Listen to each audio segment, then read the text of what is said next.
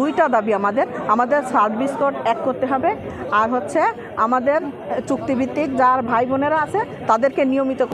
তো আমরা এই বৈষম্য, এই নির্যাতন থেকে মুক্তি চাই, এটা আমাদের সবার প্রাণের দাবি। পুরো না হওয়া পর্যন্ত আমরা ঘরে ফিরে যাব না। আমি মোহাম্মদ আবু মুসা, লাইন টেকনিশিয়ান। আমরা দুইটা দাবি নিয়ে মূলত অগ্রসর হয়েছি। একটি হচ্ছে চুক্তি থেকে মুক্তি চাই, আরটা হচ্ছে ভিন্ন সার্ভিস কোড থেকে একত্রিত করতে চাই। আমাদের দাবির কারণ নানান রকমের অনিয়মের সাথে আরবি জড়িত। আরবির অনিয়ম থেকে আমরা পরিত্রাণ চাই। আমরা নিরবিচ্ছিন্ন বিদ্যুৎ সরবরাহ করছি দিবারাত্রি, কিন্তু আমাদের সাথে তারা বৈষম্য শিকার হচ্ছে। সরকারের প্রবোধনা যত সুবিধা আছে তারা তাদের মতন নেই, আমাদেরকে দেয় না। আমাদের শ্রম ঘন্টা নির্ধারণ নাই, আমাদের সাপ্তাহিক ছুটি নাই।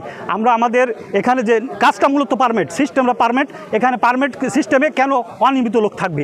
একই সিস্টেমে 3 শ্রেণীর লোক নিয়োগ দিয়ে এই সিস্টেমটাকে একবার ভুন্ডুজাল করার জন্য আরবি পাইতারা করছে।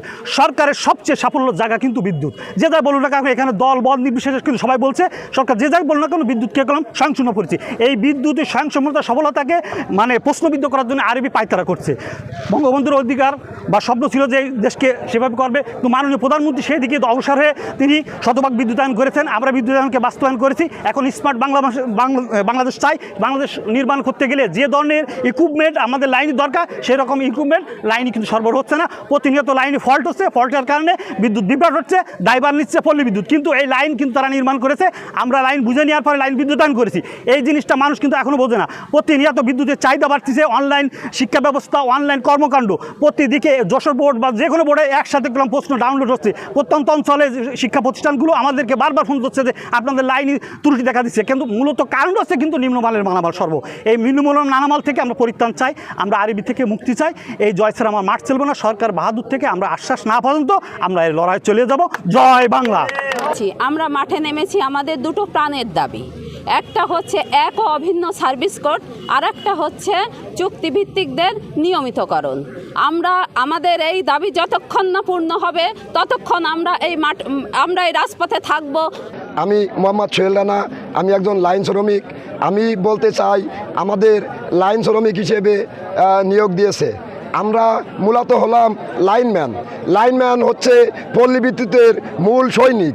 এই সৈনিক যদি লাইন টিকিয়ে না রাখে তা সবাই আলোর মুখ চোখে দেখতে পারে না।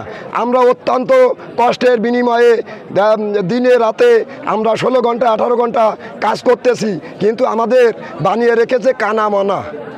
এই কানামানা থেকে আমরা মুক্তি চাই। আমরা চাই আমাদের চাকরি নিয়মিত হোক। আরবি আমাদের সাথে যে নির্যাতন বৈষম্য তৈরি করেছে, চুক্তি থেকে আমরা মুক্তি চাই। আর অভিন্ন সার্ভিস কোড, আমরা আজকে জুলুম, অত্যাচার এবং নির্যাতনের শিকার। আমাদের যে লাইনম্যান ভাইরা আছে, পিসে মিটার রিডার ভাইরা আছে, আপনারা জানেন কত কষ্ট করে রোদে পুড়ে বৃষ্টিতে ভিজে।